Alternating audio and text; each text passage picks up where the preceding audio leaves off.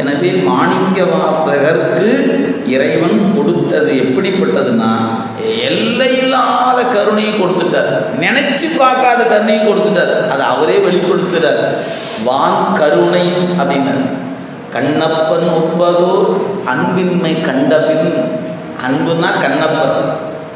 அன்பு இல்லைன்னா என்ன வச்சுக்கலாம். ஒரு தராசு தட்டில் வச்சிங்கன்னா அது கண்ணப்பன், அன்பின் வடிவம். அன்பே இல்லாத ஒரு ஆளை சொல்லுங்களேன் அப்படின்னா சுவாமி என்ன வச்சுக்கலாம். மாணிக்கவாசகர் கருதுறாருங்க, கண்ணப்பன் ஒப்பதோர் அன்பு இன்மை கண்டபின். என்கிட்ட அந்த அன்பு இல்லை என்று தெரிந்த பிறகும் என்னப்பன் என் ஒப்பில் என்னையும் ஆட்கொண்டார். வண்ண பணித்து என்னை வா என்ற வான் கருணைனர். எப்படிப்பட்ட கருணை? வான் கருணை. ஏன் அதை வான் கருணைன்னு சொன்னாரு? ஆகாயத்துக்கு எல்லை தெரியாது. இந்த ஆகாயத்தை நம்ம மேலே பார்க்குறமே, அதன் தொடக்கம் எது, அதன் முடிவு எது, யாருக்கும் தெரியாது. ஏன்? அவ்வளவு பறந்து இருப்பது. அது மாதிரி உன்னுடைய கருணை எல்லையில்லாத கருணை, வான் கருணை. என்னப்பன் என்னையும் ஆட்கொண்டு அருளி வண்ண பணித்து என்னை வா என்ற வான்கருணை சுண்ண பொன்னீற்றற்கே சென்றுதாய் கோத்தும்பி. அனுபவிச்சு சொல்றாருங்க. யாருக்கோ நடந்தது சொல்லலை, தனக்கு நடந்தது சொல்லுகிறார். அதை தான் எல்லை இல்லை நின் கருணை எம்பிரான் ஏது கொண்டு நான் ஏது செய்யணும் இன்னொரு இடத்துல சொன்னார். அதே அச்சோபதிகத்தில் எண்ணமில்லா அன்பருளி எனை ஆண்டிட்டு என்னையும். என்ன பாட்டு? மன்னதனில் பிறந்து எய்த்து மாண்டு விட கடவேனை எண்ணமில்லா அன்பருளி. அது என்னைய எண்ணமில்லா அன்பருளி? நினைத்து பார்க்காத அருளை என் மீது கொடுத்து எண்ணமில்லா அன்பு அருளி என்னை ஆண்டிட்டு என்னையும் தன் சுண்ண வெந்நீர் அணிவித்து தூய் நெறியே சேரும் வண்ணம் அண்ணல் எனக்கு அருளியவாறு ஆர் வருவான் அச்சோவே. இந்த பாட்டை படிக்கும்போது எப்படி இருப்பாரு? எனக்கு கொடுத்த மாதிரி யாருக்குங்க கொடுத்துருக்கிறாரு? ஒருத்தருக்குமே இல்லையே. எவ்வளவு பெருமித உணர்வு இருந்ததுன்னா சாமிகிட்ட அப்படி நின்றுக்கிட்டு, சாமி நீ எனக்கு கொடுத்த மாதிரி யாருக்கையா கொடுத்துருக்கிற? நாம் போய் என்ன சொல்கிறோம்? எல்லாத்துக்கும் கொடுக்குற, எனக்கு கொடுக்க மாட்டேங்கிறியே நாம் அழுகிறோம். நாம் சாமி போய் நாமளும் தான் டெய்லி பார்க்குறோம். நம்ம என்ன சொல்லி அழுகிறோம்? எல்லாம் பக்கத்து விட்டு கொடுத்துட்டேன், எத்து விட்டு கொடுத்துட்டேன், அத்து விட்டு கொடுத்துட்டேன், எத்து விட்டு கொடுத்துட்டேன், எனக்கு என்னைக்கையா கொடுக்க போகிறேன். இப்படியே நம்ம பாட்டு போகிற சோக பாட்டாகவே போகுது. ஆனந்தமாக என்னைக்கு பாட போகிறோன்னு தெரியல இல்லைங்களா? அவர் அனுபவிக்கிறாருங்க. எனக்கு கொடுத்தது போல வேறு யாருக்கும் கொடுத்துருக்க ஒருத்தருக்கும் இல்லை. அந்த கருணையை அனுபவிக்கிறார். இப்போ நீங்கள் சிந்தித்து பாருங்க. மாணிக்க வாசகர் இறைவனை பாட வேண்டும் என்று விரும்பினார். அவர் அனுமதி கொடுத்தா அது நடக்கும். ஒருவேளை கொடுக்கலன்னா நம்ம பட்டியல் போல தான், அவருக்கு வாய்ப்பு இல்லாமலே போயிருக்கும். சரி, அடுத்தது அவர் விரும்பினா இது நடக்காமல் போறதுக்கு வாய்ப்பே இல்லை. அந்த இடத்துல நம்ம நிற்கிறோம், மறந்துடக்கூடாது. சிவபெருமான் மாணிக்க வாசகர் தன்னை பாட வேண்டும் என்று அவன் விரும்பினான். என்ன பண்ணாரு? திருப்பெருந்துறையில் அவருக்கு முன்னாடி வந்து உட்கார்ந்துக்கிட்டார். நீங்கள் உங்களுக்கு பொதுவாக நீங்கள் நன்கு அறிந்திருப்பீங்க. நம்ம கல்லூரி படித்தவங்க நிறைய பேர் இருப்பீங்க, அல்லது பள்ளிக்கூடத்திலே எடுத்துக்கொடுங்க. நம்ம ஒரு 12ஆம் வகுப்பு 10ஆம் வகுப்பு வரைக்கும் வச்சுக்கோங்களேன். 10 மணிக்கு வகுப்பு தொடங்குதுன்னா மாணவர் முன்னாடி வந்து உட்காந்துருவாங்க, ஆசிரியர் பின்னாடி வருவார். மணி 10 மணி, அடுத்து 10:40 ஒரு பீரியட் முடிஞ்சிருச்சு.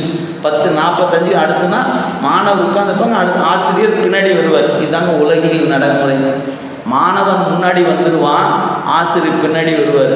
ஆனால் மாணிக்க வாசகருக்கு ஆசிரியர் ஒரு நாள் முன்னாடி வந்துட்டாரு, மாணவன் பின்னாடி வந்தார். உலகத்தில் எங்கேயாவது இந்த வரலாறு இருக்கான்னு எடுத்து புரட்டி பாருங்க. எங்க உலகத்திலாவது தன் தொண்டனை ஆட்கொள்வதற்கு தலைவன் முன்னே வந்து உட்கார்ந்து இருக்கிறாரா? எத்தனை அரசியல் கட்சி மீட்டிங் பார்த்துருக்குறோம். எங்காவது கட்சி தலைவர் முன்னாடி வந்து உட்கார்ந்துட்டு தொண்டர்கள் வருவதை ஒவ்வொருத்தராக வந்துட்டு பார்த்து இருக்கிற மாதிரி என்னைக்காவது கூட்டம் பார்த்துருக்கிறோமா? இல்லை. கூட்டம் பூரா வந்த பிறகு இதோ வருகிறார், இதோ வருகிறார், புறப்பட்டு விட்டார், வந்து கொண்டு இருக்கிறார், வருகிறார் அப்படின்னு சொன்னா தாங்க ஒரு கெத்து இருக்கும். எப்படி? அப்படி சொன்னார். அப்படி வந்த எல்லாம் கூழ்ன பிறகு அப்படியே வந்தால் தான் அது தலைவருங்கிற கெட்டப்பே இருக்குது. இப்படித்தான் உலகம் பூரா நடக்குது. ஆனால் சிவபெருமானாகிய தலைவன் தொண்டன் வருவதற்கு முன்னாடி வந்த சூடு தெரியாமல் வந்து உட்கார்ந்துருக்கிறார். வாயா வாக்காத்தான் நான் உட்கார்ந்துருக்கிறேன். என்ன என்ன நினச்சிப்பேன், அவருக்கு மாதிரி யாருக்குங்க அந்த வாய்ப்பு? அதைத்தான் அவர் திரும்ப திரும்ப நினைக்கிறார். சுவாமி கடவுளே, நீ எனக்காக இப்படி பண்ணுறிய ஐயா, இதுக்கெல்லாம் நான் திருப்பி என்ன பண்ணுவேன்? ஐயோ, நான் திருப்பி கொடுக்கறதுக்கு என்கிட்ட ஒன்றுமே இல்லையே அப்படின்னு அவர் அழுகிறதை பார்க்கிறோம். எனவே மாணிக்க வாசகர் தன்னை பாட வேண்டும் என்று சிவபெருமான் கருதினார். அதனால தான் என்ன பண்ணார், முன்னாடியே உட்கார்ந்துட்டாரு, திருவடி வச்சாரு, உபதேசம் கொடுத்தாரு, ஒரு மாற்றம் நிகழ்ந்தது. இப்போ அவருக்கு பாட்டு தன்னை போல வந்து கொட்டுச்சு. அது அவரே சொன்னார், நாயேனை தன் அடிகள் பாடுவித்த நாயகனை. அவர் ஆசைப்பட்டாரா? ஆம், பாட வேண்டும் நான் போற்றி நின்னையே. திருச்சதகத்தில் சொல்றார், சாமி உன்னை பாடணும்னு எனக்கு ஆசையாக இருக்கியான்னாரு. கோத்தும்பியில் சொல்லிட்டாரு, என்ன பாட வச்சிட்டான்னு சொல்லிட்டார். நாயேனை தன் அடிகள் பாடுவித்த நாயகனை. அப்ப இவரும் விரும்பினார், அவரும் விரும்பினார். எனவே நடந்துருச்சு. நாம் விரும்பி அவர் விரும்பலைன்னா நடக்க போதில்லை. அவர் விரும்பி நமக்குன்னா, நான் உன்னத்தை நினச்சதுங்க, இந்த சாமி ஒன்று கொடுத்துருச்சுங்க. அப்படித்தான் நம்ம வாழ்க்கை இருக்குது. நாமெல்லாம் நம்மளை கூப்பிட்டு கேட்டு இன்டர்வியூ வச்சு, தம்பி இங்கே வா, நீ அடுத்த பிறப்பு உன்னை தமிழகத்தில் சேலம் மாவட்டத்தில் ஆட்டையம்பட்டியில் பிறக்க வைக்கலான்னு இருக்கிறேன், நீ என்னப்பா கருதுற அப்படின்னு கேட்டான். சாமி தயவு செய்து அந்த ஊரில் எனக்கு கூட்டி போட்டுடாதீங்க. ஏன் இந்த அமெரிக்கா, லண்டன், ஜப்பான் இப்படி எங்கேயாவது ஒரு பக்கம் போட்டிங்கன்னா கொஞ்சம் நல்லா இருக்குமா?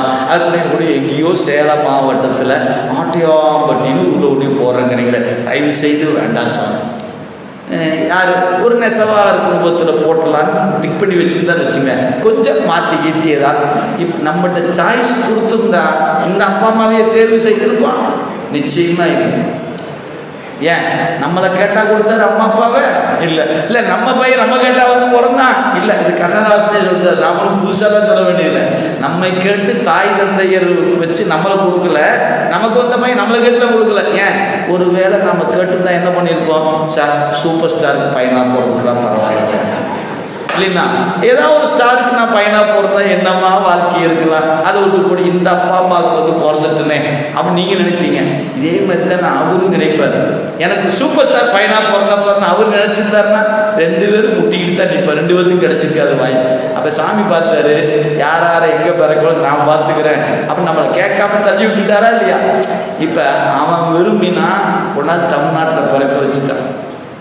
அவன் விரும்பியதுனால நாம் விரும்பி இருந்தால் இந்த நாட்டை தேர்வு செய்திருக்க மாட்டோம், இந்தியாவிலேயே தேர்வு செய்திருக்க மாட்டோம். அப்புறம் போய் தமிழ்நாடு, அப்புறம் சேலம் மாவட்டம், அப்புறம் ஆட்டையம்பட்டி, அப்புறம் இந்த வார்டெல்லாம் அப்புறமேல் வச்சுக்கலாம்.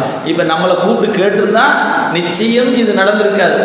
நம்ம வேற எங்கேயாவது வேறு மொழி பேசுகிற இல்லை வேறு இடத்துல எங்கேயாவது இருப்போம். அப்போ நீங்கள் என்னவா இருந்திருப்பீங்க? உலகியல் பார்வையில் மிகப்பெரிய தொழில் அதிபராக, மிகப்பெரிய செல்வம் மிக்கவராக இருந்திருப்பீங்க. ஆனால் நீங்கள் வைக்கிற அந்த தொழிலதிபர் அல்லது மிகப்பெரிய செல்வம் அடுத்த பிறவிக்கு போகும்போது வாராது. ஆனால் இப்போ நம்ம படித்து வச்சுருக்கோம் தேவாரம், திருவாசகம், இது அடுத்த பிறவிக்கு கூட வரும். இப்போ எது செல்வம்? இன்னைக்கு படிக்கிறது நாளைக்கு வருது பார்த்தீங்களா, இது செல்வம். சேமித்து வைத்து நாளைக்கு வராதுன்னு தெரிஞ்சதை சேமித்து வச்சு ஒரு பிரயோஜனம் பண்ணுறோம். அதை உணரணும். அதனால் செல்வம் கடலேற்றும் செல்வம் செல்வமே. அந்த இறைவன் திருவடியை வணங்குவதற்கும் வாழ்த்துவதற்கும் நமக்கு ஒரு வாய்ப்பு கிடைச்சி பார்த்தீங்கன்னா நாம தாங்க கோடீஸ்வரர். ஏன் இந்த செல்வம் இன்கம் டேக்ஸ் வராது, அமலாக்கத்துறை வராது, எந்த டிபார்ட்மெண்ட் வந்து என்னையா நீ 658 பாட்டு படித்து வச்சிருக்கிறியாமே இங்கே கொண்டா அப்படி வாங்கிக்கு வருமா? என்ன ஒருபோதும் வராது. ஏதாவது கணக்கு இது கட்டுறவா என்ன? நீ 12 திருவிழில் இவ்வளோ பாட்டில் படிக்கக்கூடாது, நீ டேக்ஸ் கட்டு அப்படின்னு சொல்ல போகிறாங்க என்ன? இல்லை, ஏன் எவ்வளோ வேணாலும் படிக்கலாம், எவ்வளோ வேணாலும் கொண்டாடலாம், ஒரு டேக்ஸ் இல்லை, டேக்ஸ் ஃப்ரீ. அப்புறம் பயப்பட வேண்டிய ஏன் திருடம் வந்துடுவானோ பயப்பட வேண்டியதில்லை, வெள்ளம் வந்துடுவானு பயப்பட. ஏன் சென்னையில் வெள்ளம் வந்து கார்லாம் அடிச்சுட்டு போயிடுச்சு, அடக்கொடுமையை எத்தனை லட்சம் போட்டு வாங்கின காரு அடிச்சுட்டு போகுது. அந்த மாதிரி நம்ம தூங்கிட்டு இருக்கும்போது இந்த செல்வம் ஏதாவது அடிச்சுட்டு போயிருமா? மழையினால் அடித்து செல்லப்படாது. ஒருவேளை தீப்பத்துச்சுன்னா இந்த செல்வம் நெருப்பில் வேகாது. அப்படிப்பட்ட செல்வம் தாங்க இறைவன் கடலேற்றும் செல்வம் செல்வமே. இப்போ சிந்திச்சு பாருங்க, எதுங்க செல்வம்? நாம தாங்க செல்வம்.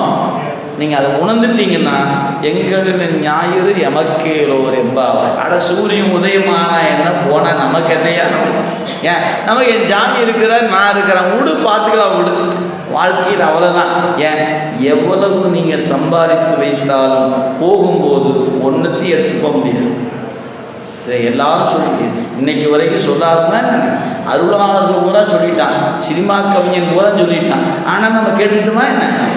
இல்லையே, பத்திரமா வாங்கி வாங்கி பத்திரப்படுத்தானே வைக்கிறோம். கிழக்க மேற்க வடக்க தெற்க எல்லாத்தையும் வாங்கி போடு போடு அப்படிங்கலாம். கடைசியில் ஒன்றுத்துக்கும் இல்லாமல் போகவே தெரிஞ்சுதான் வாங்கி போட்டு வச்சுருக்கிறோம். யாராவது ஒருத்தங்க ஆகக்கூடிய செல்வத்தை சம்பாரித்து வச்சோமா என்ன? ஆகாத செல்வத்தை நாளைக்கு அரசாங்கம் பார்த்து நோட்டு செல்லாதுங்கிற செல்வத்தை தான் கட்டுக்கட்டாக சம்பாரித்து வச்சுருக்கிறோம். செல்லக்கூடிய செல்வத்தை சம்பாரித்து வச்சோமா? இல்லையே. அதான் செல்வன் கடலேத்தும் செல்வம்னர். அதான் சிவபுராணத்தை சொன்னாரு, செல்வர்னர். எங்க சிவபுரத்தின் உள்ளார் சிவனடிக்கீழ் பல்லோரும் ஏத்த பணிந்து. அதை சொன்னாரு.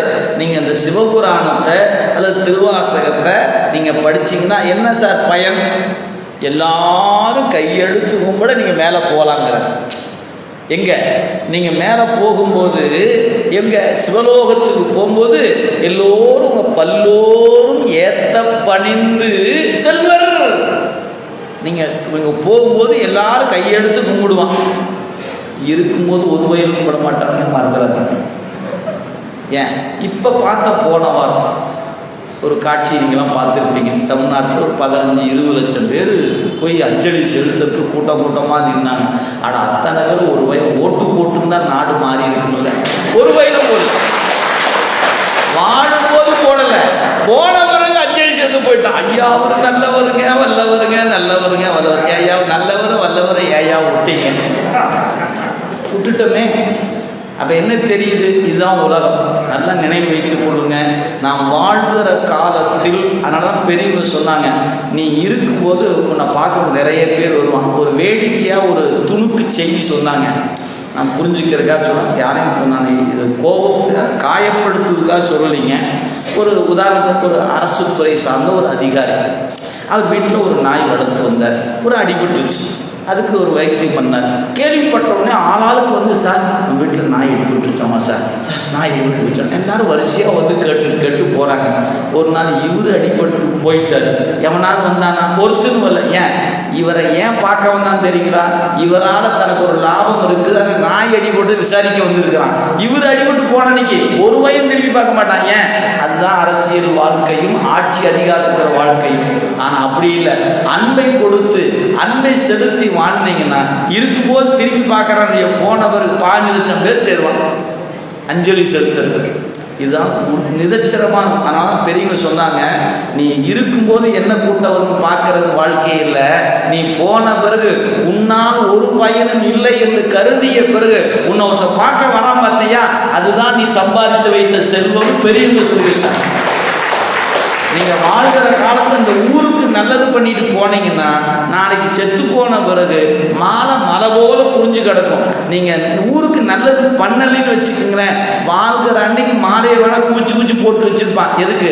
உன்னால் ஏதோ ஆகணும்னு நினச்சி லாபத்துக்காக செய்வது. ஆனால் இறந்த பிறகு செய்வது என்பது லாபம் கருதாது செய்வது. எனவே அதனால் அருளை சொல்ல வந்த பெரியவர்கள் எல்லாரும் சொல்லிட்டு போயிட்டாங்க, இது நாளைக்கு நம்ம கூட வராது. மாட்டை தேடி மகிழ்ந்து நீர் நாட்டு பொய்யெல்லாம் பேசிடும் நாளிலே